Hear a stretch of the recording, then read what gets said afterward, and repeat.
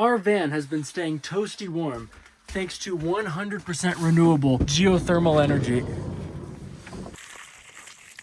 With hot enough water to damn near burn me. Despite the overnight low dropping down to -8 degrees last night, it's so cold. The temperature in the van did not even budge. After finding this gorgeous radiator abandoned in a ghost town, I know exactly what I can use this for. The only next step was to find a suitable geothermal spring to acquire the hot water. This volcanic field is littered with hot springs. But the challenge was to find one that's not only hot enough, but also close enough to the road so that I can park my van next to it and pump that hot water in. This spring, however, seems to be exactly what I'm looking for. It's small, it's not being used for anything, and let's just see if it's hot enough. Oh yeah.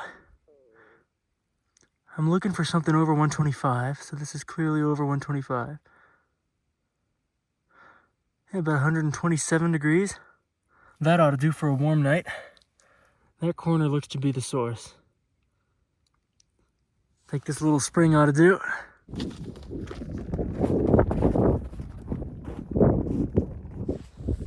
It's the middle of the day, so it's not too cold outside. I believe that's hotter than this other one. Wow, look at this swamp.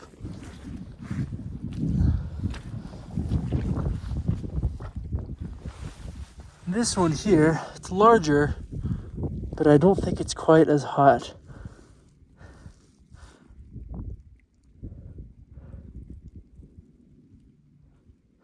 Yeah, it's slightly cooler.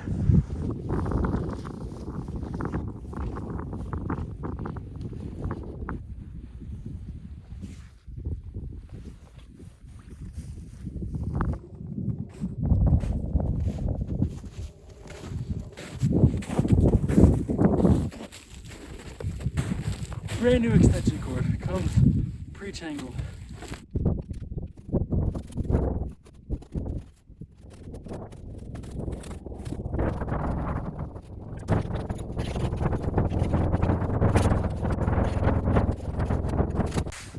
Alright, so here's how this is gonna work.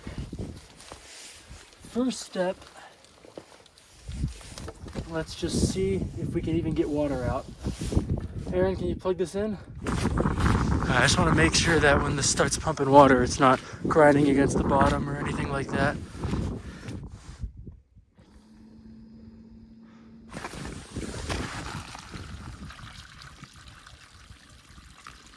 I turn it off. It's pretty hot.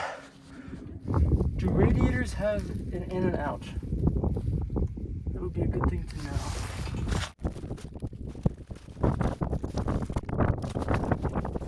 Right, on the inlet side, that's what we're working with. This is a check valve so the water doesn't flow back out when I have the timer stopped to let it sit in the radiator. I don't want to run that pump all night because it's just too much draw. And I don't think we have to. I think this will work.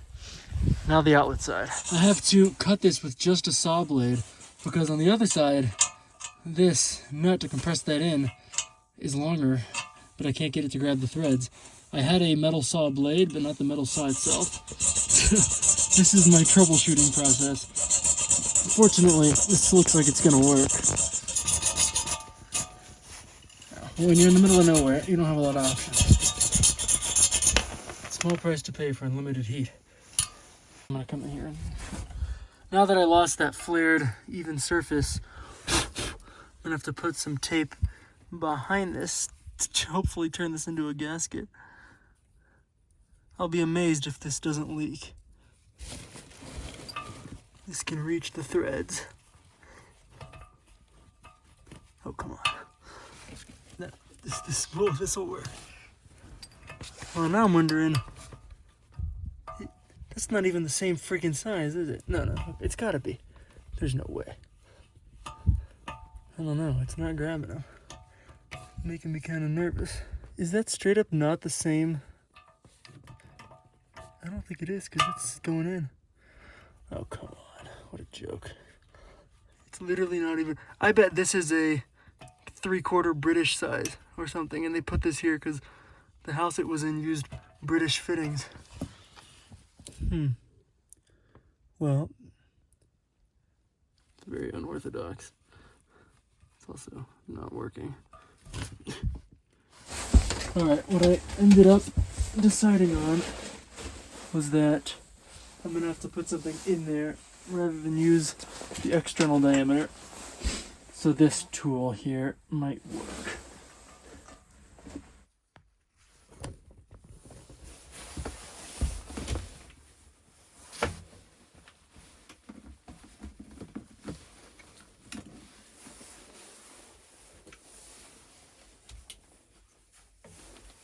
If this doesn't leak, I will be amazed.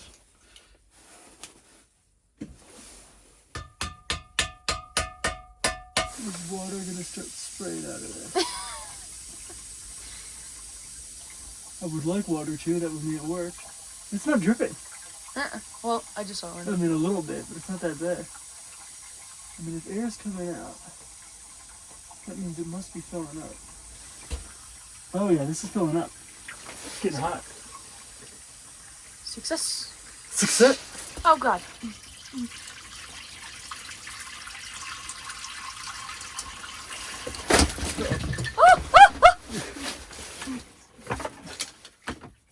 Minor damage. It's okay, we have 3 towels.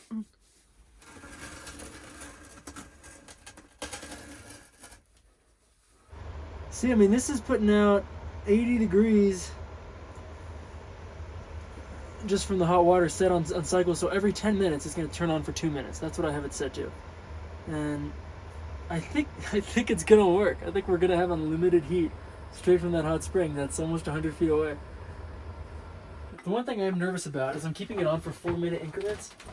And is that too much for the spring? I'm wondering if I'm running it dry every time I do that. It's so small. But one cool thing to try would be to sous vide a steak in that hot spring. It's 130 or 128 degrees, which means if I leave it in there for a couple hours, I think that this should cook just fine. So I'm just going to season it, throw it in some Ziploc bags, and dunk it in there, and hopefully it's still there when we go back.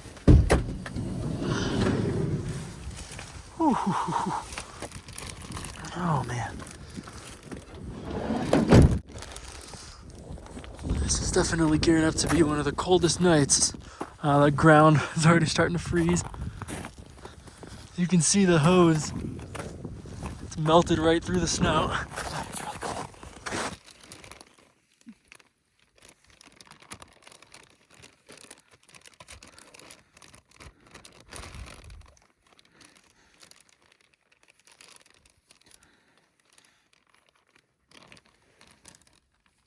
See how that's vacuum sealing it in?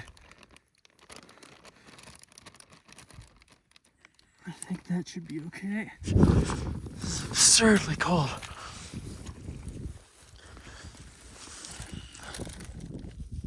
Oh my God, that water's so hot.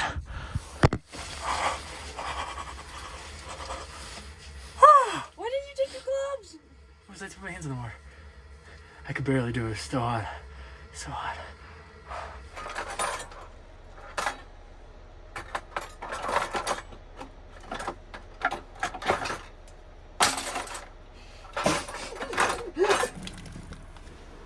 Alright, they've been in there for almost 3 hours.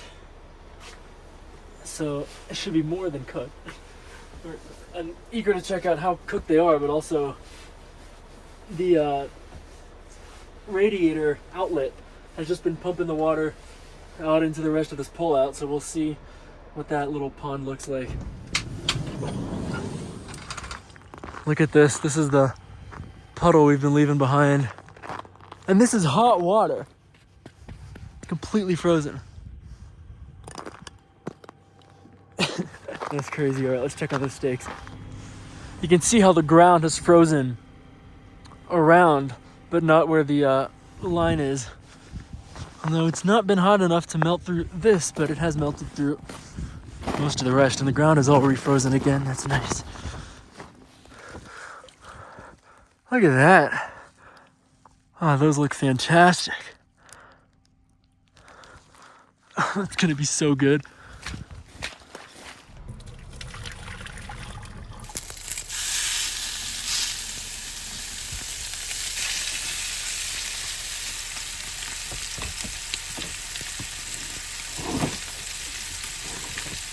Yeah, I mean, that totally works.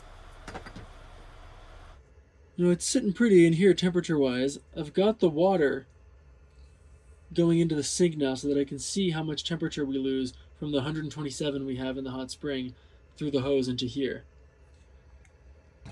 Let's see.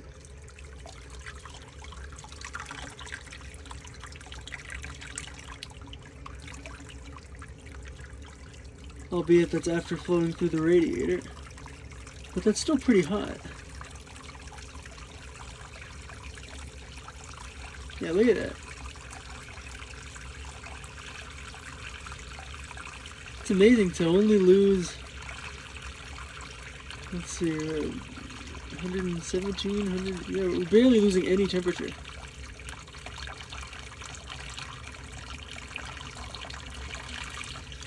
It's 118.9. And look at just how amazingly well that turned out. It's perfectly evenly medium. Oh, there's that piece of the fat. It melts. Wow. Pretty good, huh? It's insanely good.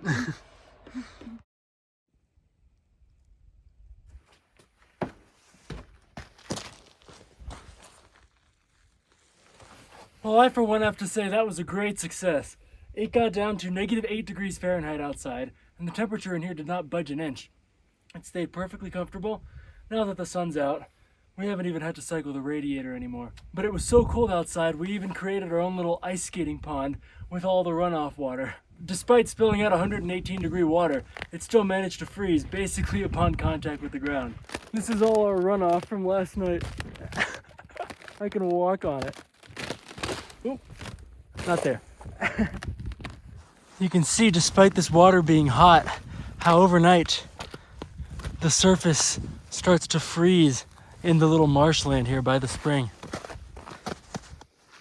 So I was able to calculate that the flow rate from our little hot spring is just about 1,000 gallons an hour, which is perfect for a small rig radiator setup like this. So instead of the small amount of water running down into the marsh and freezing, it just gets diverted 90 feet downstream and flows down and freezes into a new marsh down there. So the environmental impact is incredibly low, seeing as how this entire region is volcanic marshland.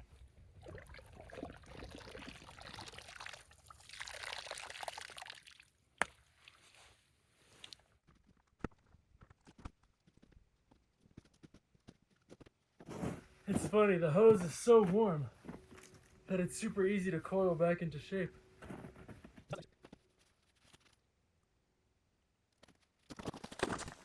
Look at this is where I had that junction and the steam coming out. Look at how much ice it formed on the sagebrush.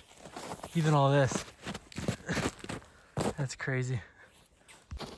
Man, in just the time since I turned this off. You hear that? It's filled with ice. If cool little off-grid projects like this interest you, please don't hesitate to subscribe to my channel and check out the other cool videos I'll be posting this winter. Thank you for watching.